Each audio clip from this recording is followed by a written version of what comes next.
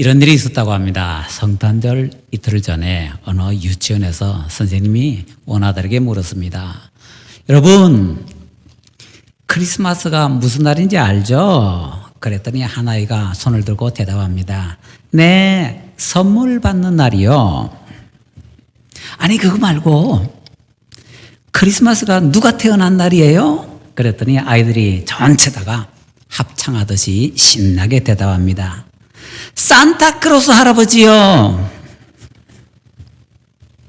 성탄절은 예수님의 탄생을 기념하는 날이죠.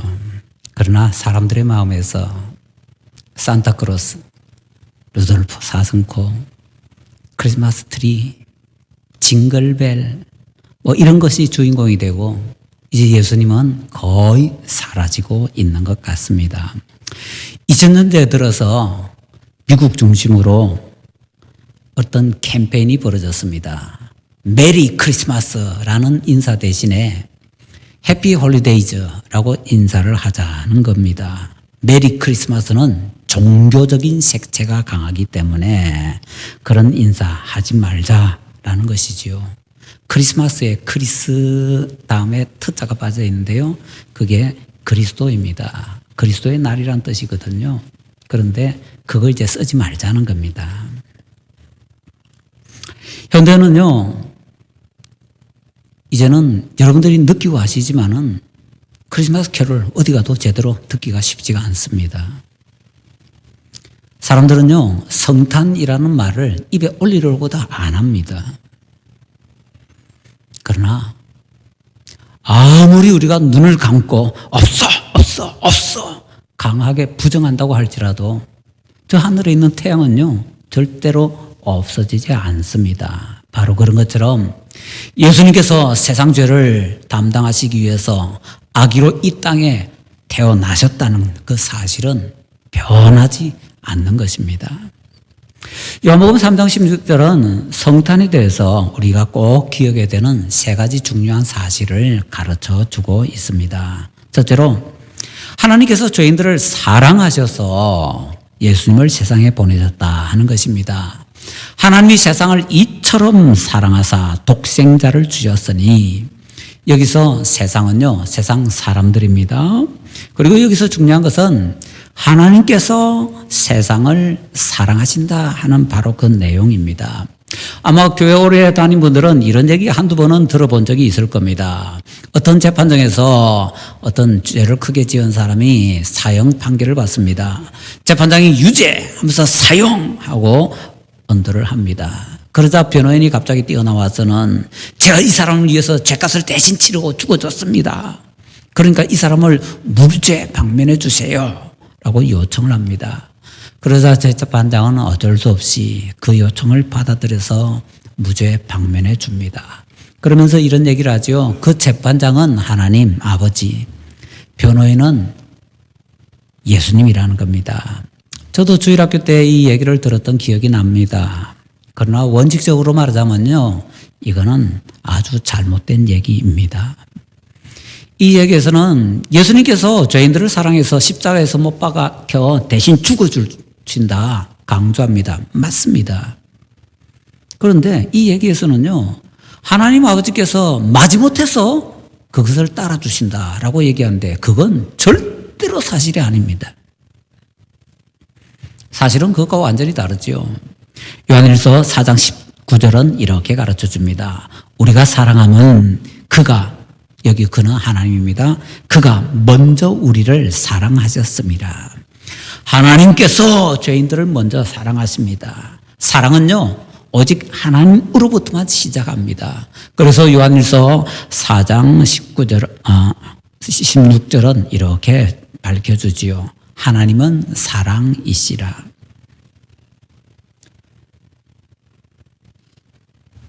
성경적으로 시간 순서를 정확하게 말하자면 이렇게 구원에 대해서 표현할 수 있습니다. 먼저 하나님 아버지께서 죄인들을 구원하겠다라고 계획을 하십니다. 사랑 때문에. 예수님께서 그 계획을 내가 실행하겠습니다 라고 나서서 이 땅에 아기로 오셔서 십자가에 죽어주시고 다시 살아나십니다. 사랑 때문에. 그 다음에는 성령님께서 예수님의 그 십자가 공로를 우리 믿는 사람들에게 적용을 시켜줘서 믿도록 믿음을 주시고 구원을 받게 만들어 주십니다. 사랑 때문에. 이게 시간순입니다. 하나님 아버지께서 사랑하셔서 구원을 시작하신 것이지 예수님께서 사랑하셔서 구원이 시작된 게 아니라는 겁니다. 사랑은요, 하나님 아버지에게서부터 시작이 됩니다. 자, 그래서 요한복음 3장 16절이 우리에게 잘 가르쳐 주잖아요. 하나님이 세상을 이처럼 사랑하사 독생한 자를 주셨으니. 예수님께서도 사랑하시는데 예수님보다도 하나님이라고 사랑의 처음 시작점을 우리에게 가르쳐 준다라는 것이지요. 둘째로 죄인은 예수님을 믿어야 한다라는 것을 가르쳐 주고 있습니다. 이는 그를 믿는 자마다. 하나님께서 아무리 죄인들을 사랑해서 예수님을 선물로 보내주셔도, 예수님께서 아무리 죄인들을 사랑해서 십자가에서 대신 죽어주고 3일 만에 다시 부활하신다 해도 예수님을 믿는 사람만 구원하실 수가 있습니다. 1829년 미국에서 이런 엉뚱한 일이 일어났었다고 합니다. 조지 윌슨이라는 사람이 우편물 강도와 살인죄로 기소가 되어서 결국에는 재판에서 교수형을 선고받았습니다. 그러자 주위의 친구들이 원래 그런 게 아닌데 이 사람이 그만 우발적으로 이렇게 막 선처를 탄원하고 나섰습니다. 탄원운동을 강하게 했습니다. 대통령에까지 들어갔고요. 당시에 미국 대통령이었던 앤드루 잭슨이 그 사람에게 특사를 내렸습니다. 이 기쁜 소식을 조지 윌슨의 담당 보안관이었던 사람이 가서 전했습니다. 그러자 희한한 일이 벌어졌죠. 조지 윌슨이 그 사면을 한마디로 거절해버린 겁니다. 자기는 그냥 죽겠으니 교수형 당하게 내버려두라는 겁니다. 담당 보안관은 딜마에 빠지고 말았습니다. 공식적으로 사면장이 내려왔습니다. 그런데 당사자는요, 자기가 원하니 자기가 그냥 교수형 당하게 해달라는 겁니다. 그래서 자기가 해결할 수 없어서 이걸 대신 대통령에게 보고합니다. 이것 좀 해결해 주세요. 잭슨 대통령도 이 문제를 해결할 수가 없습니다. 그래서 법원으로 넘깁니다. 대법원에서 이제 그것에 대해서 최종 판결을 내렸습니다. 당시 대법원장이었던 존 마셜이 다음과 같은 판결을 내렸다고 합니다. 사면은 한 장의 종이일 뿐이며 그 종이의 가치는 관련자의 수락 여부에 전적으로 달려 있다. 사형 선고를 받은 자가 사면을 거절하는 것은 전례가 드물지만 거절했다면 그것은 절대로 사면이 될 수 없다. 그래서 조지 윌슨은요, 자기가 거부해서 교수대에서 처형당하고 말았다고 합니다. 그에게 특사의 사면장이 주어졌습니다. 그러나 본인이 그것을 휴지조각으로 만들어버렸습니다. 아무리 하나님께서 사랑하셔서 아들을 보내주셔도, 아무리 예수님께서 사랑하셔서 십자가에 매달려서 대신 죽어주셔도 당사자가 예수 믿습니다, 믿음을 고백하지 않으면은 그 사람을 절대로 구원해 줄 수 없다라는 말씀입니다. 하나님 전능하십니다. 그러나 전능하신 하나님도 못하시는 일이 많습니다. 말 안 되는 것 같지만은요, 믿지 않는 사람 절대로 구원해 주실 수가 없습니다. 세상에는요, 말 안 되지만 말 되는 것처럼 보이는 일들이 많이 있습니다. 이런 말이 있죠. 동그란 사각형, 동그란 정사각형. 말 됩니까? 정사각형은 네모났습니다. 근데 동그란? 말은 됩니다. 동그란 정사각형. 실제로는요, 그건 세상에 있을 수가 없습니다. 하나님도 동그란 정사각형은 만들 수가 없습니다. 전능하신 하나님께서 만들 수도 없고 하지도 않으시는 일입니다. 예수님 안 믿는 사람 절대로 구원을 주실 수가 없습니다. 그렇다면 이 중요한 믿음이란 게 도대체 뭡니까? 믿음에서 가장 중요한 것은요, 신뢰해서 의탁하는 겁니다. 신뢰해서 자신을 전적으로 맡기는 겁니다. 저도 예전에 한두 번 이 얘기를 했던 적이 있는데요. 요즘은 이 얘기가 많이 변해서 이렇게 떠들고 있습니다. 이것은 이제 만들어낸 얘기니까 그냥 만들어낸 얘기다 하고 편하게 들으시기 바랍니다. 어떤 목사님이 산에 기도하러 올라갔다가 그만 발을 헛디뎌서 벼랑으로 떨어졌습니다. 떨어지면서 허우적거리다 뭔가 나무 가지가 하나 있어서 붙잡았습니다. 정신 차리고 보니까 자기가 매달려 있는 나무가 뿌리가 막 뽑히려 하고 있는 겁니다. 아래를 쳐다보니까 아래가 보이도 않는 천길 낭떠러집니다. 그래서 다급해진 목사님이 크게 소리쳤습니다. 사람 살려! 거기 위에 누구 없어요! 그러자 위에서 쉽게 영화에서 모세에게 들려오는 그런 목소리 같은 목소리가 들려왔다고 합니다. 걱정하지 마라! 누구세요? 나는 내가 믿는 하나님이다. 목사님 너무나 반가워서 하나님께 간절히 애원했습니다. 하나님 제발 저 좀 살려주세요. 알겠노라. 그러면 지금 네가 붙잡고 있는 그 나무까지 손을 놓아라. 그러면 내가 밑에서 받아주겠다. 네? 뭐라고요? 네가 나를 믿고 네가 붙잡고 있는 그 손 놓으라니까. 그럼 내가 너 살려줄게. 잠시 침묵이 흐릅니다. 그리고 그 목사님이 다시 더 간절한 목소리로, 더 다급한 목소리로 위로 이렇게 소리쳤다고 합니다. 여보세요. 거기 하나님 말고 다른 분 없어요? 믿는다면 받게 됩니다. 안 맡기면 안 믿는 겁니다. 우리 구원에 대한 모든 것을 예수님께 전적으로 맡기는 것이 믿음입니다. 본문에서는 세 번째로 구원의 선물은 영생이다 라는 것을 가르쳐주고 있습니다. 멸망하지 않고 영생을 얻게 하려 하심이라. 구원은요, 멸망하지 않는 겁니다. 멸망하지 않기 위해서는요, 영생을 받아야 됩니다. 영생을 받으면은요, 천국에 가게 됩니다. 그게 다 이어지는 것이고 거의 같은 겁니다. 구원, 멸망 없음, 영생, 천국 같은 뜻이다 생각해도 별로 틀리지 않다라는 것이지요. 하나님께서 세상에 예수님을 보내주셔서 사람을 구원하여 멸망하지 않도록 영생 주시고 하는 것은 천국을 선물로 주시기 위해서입니다. 20세기 말에 세계 최고의 물리학자였다고 하는 영국의 스티븐 호킹은 이렇게 말했다고 하네요. 천국은 동화 속에 나오는 것에 불과하다. 진짜 그런가요? 천국이라는 것이 그렇게 허무맹랑한 꿈이나 환상인가요?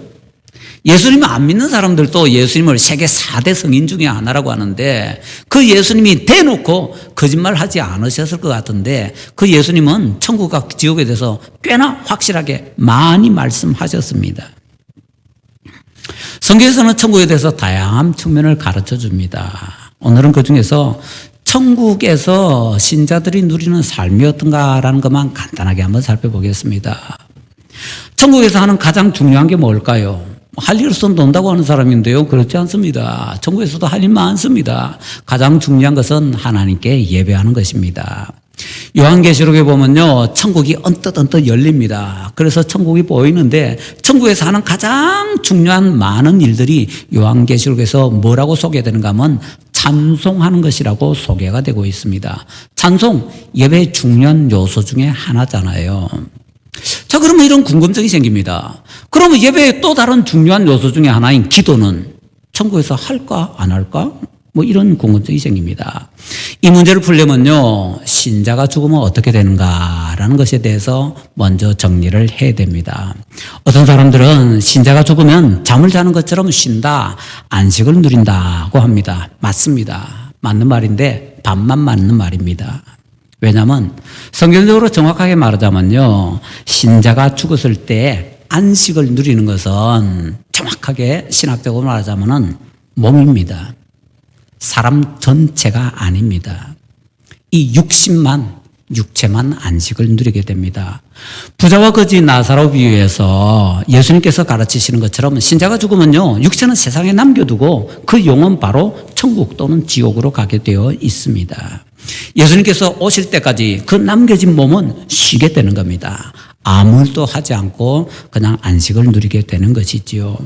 그 비유에서 정확하게 가르쳐 주는 것은요, 사람이 죽으면 천국이나 지옥에서 그 영혼이 생전의 의식을 그대로 가지고 있고 그 의식에 따라서 활발하게 활동을 한다라는 얘기입니다. 영혼은 안식을 누리지 않습니다. 세상에서 가지고 있던 이 생각, 의식 그대로 가지고 있고요. 그것에 따라서 막 말도 하고 행동도 하게 됩니다. 부자와 거지 나사로 비유잖아요. 그래서 어떤 사람은 에이, 그거 지어낸 얘기니까 라고 얘기를 합니다. 그런데 종교개혁자 칼뱅은 이것은 단순하게 그냥 지어낸 얘기가 아니라 당시에 있었던 일을 비유로 이렇게 변화시켜서 예수님께서 말씀하신 것이다 라고 가르쳤다고 합니다. 이렇게 칼뱅이 가르쳤다라는 것을 우리 장로교에서 가장 중요한 성경신학자라고 하는 박윤선 교수님이 또 그렇게 인용을 했습니다. 모든 성경적이고 보수적인 신학자들은요, 이구동성으로 말합니다. 육체는 쉬면서 안식을 누리지만 영혼은 잠을 자는 것처럼 안식을 누리지 않고 천국이나 지옥에서 의식을 가지고 활발하게 활동한다고요. 부자가 말하는 것을 보면 이 땅에서의 기억 그대로 다 가지고 있습니다. 의식 그대로 다 가지고 있습니다. 그러면서 신학자들은 이렇게 예를 듭니다. 부자가 이제 아브라함에게 얘기하잖아요. 나사로 손가락에 그 물방울 하나라도 묻혀가지고 내 혓바닥에 좀 떨어뜨리게 해달라고. 그러면 내가 좀 서늘해져서 좀 괜찮을 것 같다고. 뭐 이런 얘기를 한다고 합니다. 거기서 부자는 나사로가 여전히 자기의 종인 것처럼 착각하고 얘기한다라고 합니다. 옛날에 좀 궁금했습니다. 왜 부자가 거지 나사로가 부잣집에 대문에 그렇게 있는데 부자가 안 내쫓을까? 그 집에 종이었기 때문에 그렇다고 신학자들이 얘기하는데, 그렇겠구나. 그냥 거지면 그냥 내쫓아 버릴 텐데 자기 집에 종이니까 대문간에 있는 건 내버려 두는 거구나. 맞겠네. 라는 생각이 듭니다. 그러면서 부자가 얘기합니다.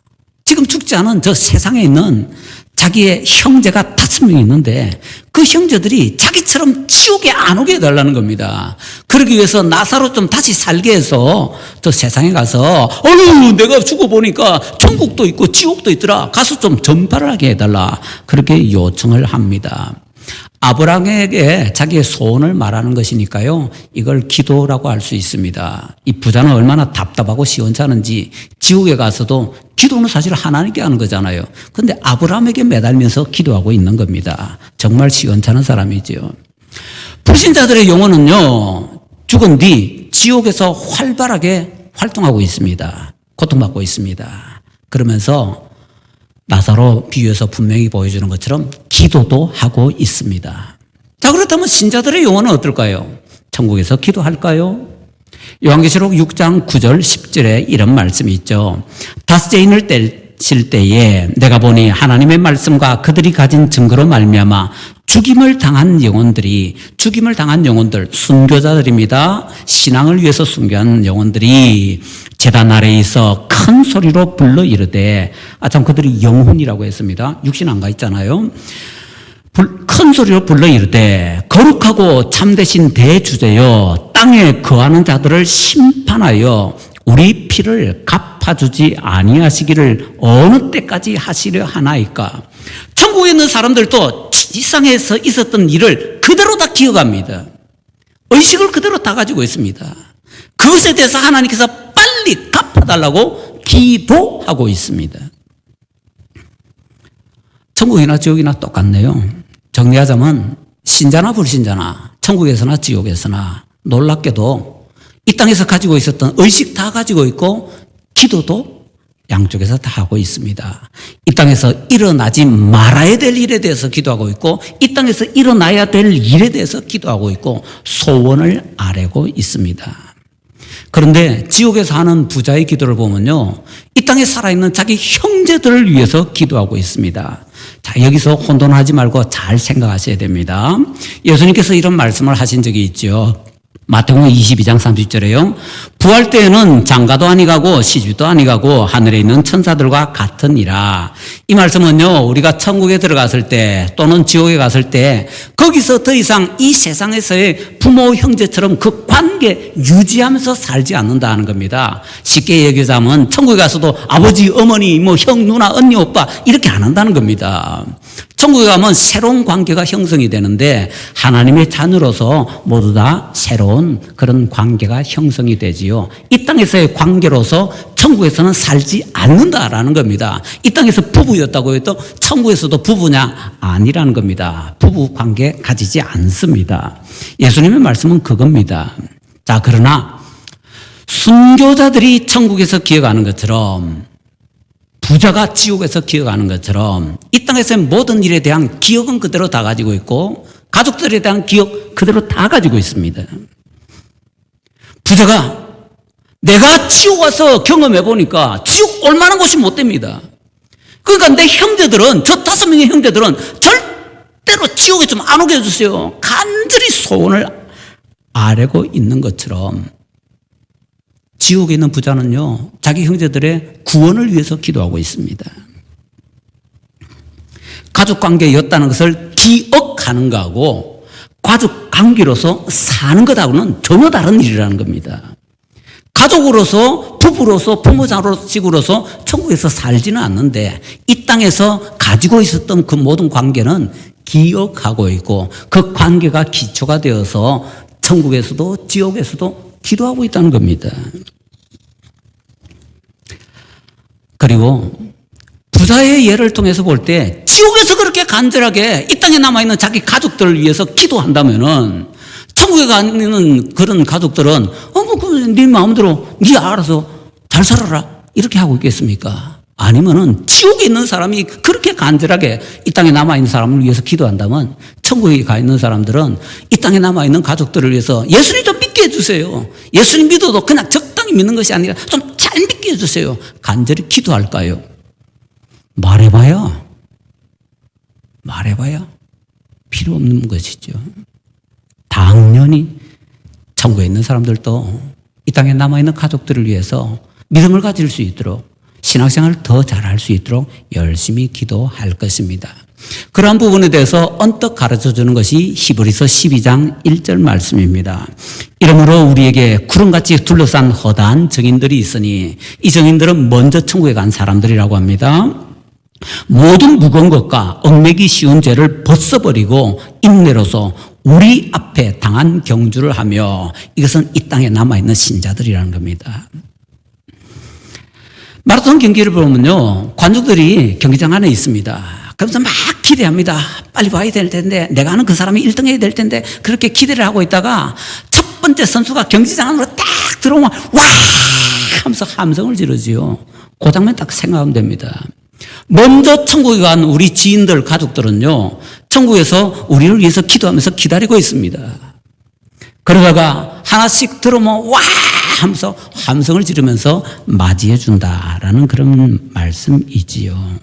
기다리며 응원할 때에 간절히 기도하는 것 그들은 잊지 않을 것입니다. 예수님께서 재림하시면은요, 지금 이 세상의 모든 질서는 완전히 바뀌게 됩니다. 죄라는 것이 없어지고 완벽한 세상으로 바뀌게 됩니다. 우리는 그것을 영화라고 표현합니다. 그런 천국과 비교를 해볼 때 어떤 분들은 이렇게 얘기하십니다. 이 땅에서는 할 수 있는데 천국에 가면 절대 못하는 중요한 일이 하나인데 그거 이 땅에 있을 때 우리 많이 해야 된다고요. 그럼 천국 가서 못하는 그런 귀중한 일이 이 땅에서 할 수 있는 게 있다고요? 뭐죠? 하면 이렇게 대답을 하십니다. 전도요. 천국 가서 전도하실래요? 천국 가서 누구한테 전도합니까? 그러니까 전도는요, 천국 가서는 할 수 없는 이 땅에서만 할 수 있는 일이고요. 천국에서는 절대로 못하는 것이 전도라는 겁니다. 맞네요. 그리고 기도를 다시 생각해 보면요, 기도는 전도보다 더 묘합니다. 예수님께서 이 땅에 오셔서 세상을 심판하시고 완벽한 세상으로 우리 모두 들어갔을 때는 아마 더 이상의 기도는 필요 없을 겁니다. 필요한 것이 있어야 기도하지요. 모든 것이 완벽한데. 그렇기 때문에 아마 영원한 천국에서는요, 뭐 혹시나 기도가 있다면 지금 우리가 하는 기도하고는 차원이 너무 달라서 이름조차도 바꿔야 될 겁니다. 그래서 기도는 이렇게 정리할 수 있습니다. 이 땅에서 우리가 할 수 있고 완벽한 천국, 영화로운 천국으로 가기 전에도 천국에서도 잠깐 할 수 있는 것인데 영화로운 천국에서는 할 수 없는 것, 그게 기도이기 때문에 우리가 이 땅에 살아있을 때 그 기도 많이 해야 된다고요. 예, 전도만큼 기도도 너무나 중요한 일인데 천국에서 할 수 없는 거기 때문에 여기서 많이 해야 된다라는 것입니다. 예수님께서 재림하시면 모든 것이 완벽하게 이루어집니다. 그런데 그때에 못하는 중요한 이 기도, 전도 이런 것들 지금 할 수 있을 때 좀 열심히 해야 되지 않을까요?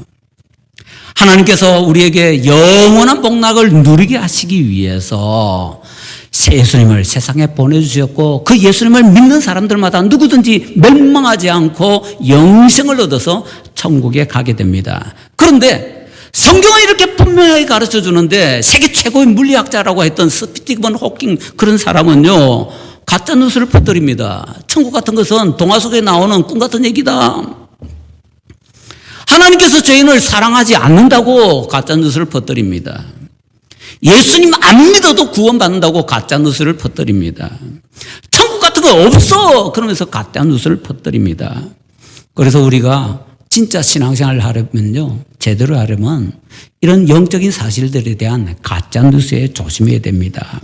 어떤 실험에서 눈앞에 빤히 보이는 가짜 뉴스에 사람들이 속는가 안 속는가 실험을 해봤다고 합니다. 눈앞에 빤히 보이는데 안 속을 것 같은데 그 실험에서 90% 정도 사람들이 그 가짜 뉴스를 믿더랍니다. 가짜 뉴스는요, 동서를 통해서 얼마나 많은지 모릅니다. 우리가 잘 아는 AD 64년에 로마의 대화재가 터졌잖아요. 네로 황제가 그 위기를 모면하기 위해서 기독교인들이 로마 시에 불을 찔렀다. 그래서 기독교인들 뭐 조용하고 난리가 났잖아요. 일본의 관동 대지진 때는 어떻습니까? 조선인들이 우리 일본인들을 죽이기 위해서 우물에 독을 탔다. 그래서 그때 얼마나 많은 우리 한국인들이요, 살인을 당했습니까? 현대사회도 수없이 많은 가짜뉴스가 판을 칩니다. 그런 것에 대해서 미국의 매사추세츠 공과대학, 그러니까 MIT라고 하죠, 설레한 경영대학원에서 사이먼 RR 연구팀이 실험을 하나 했다고 합니다. 300만 명의 트위터들이 2006년부터 2017년까지 서로 막 주고받았던 내용들 있잖아요. 요즘 뭐 공유한다 그러대요. 그런 공유했던 12만 6천 개의 뉴스를 한번 이렇게 조사를 했다고 합니다. 가장 널리 알려져 있는 진짜인 뉴스를 조사해 보니까 놀랍게도 진짜인 뉴스는요, 1000명 이상의 300만 명 조사하고 있는데 1000명 이상의 사람들에게 퍼지는 경우가 거의 없다고 합니다. 진짜 뉴스는.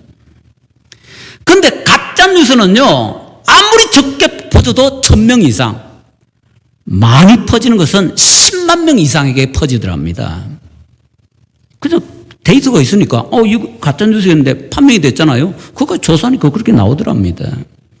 결론적으로 가짜 뉴스는 뭐 페이스북이니 뭐 트위터니 하는 그런 SNS라고 하죠. SNS 상에서 전파 속도가 진짜보다 최소 한 20배 이상 빠르답니다.